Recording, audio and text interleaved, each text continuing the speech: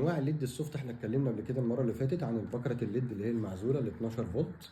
في برضو بيبقى منها 24 فولت، وفي ليد تاني بيبقى 12 مش معزول، وفي ليد منها بيبقى 5 فولت برضو مش معزول، وفي منه بعزل. ايه الفرق بين ال 5 فولت وال 12 فولت؟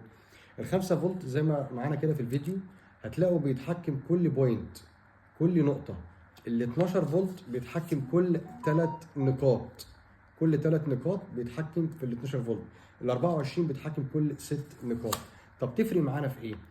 لو حاجات مشروع صغير مثلا بنستخدم فيه ممكن ال 5 فولت او الايه او ال 12 فولت. لو مشروع مثلا حاجات صغيره خالص، اطوال صغيره، ممكن بكره 5 متر، ممكن بحد اقصى 10 متر. في ملحوظه برضو حابب اقولها لكم مهمه جدا. عندنا الكنترول مثلا ده اسمه اس بي 107 اي، اسمه اوريجينال ماتريكس، دي شركه صينيه. بيشغل 600 للدايه في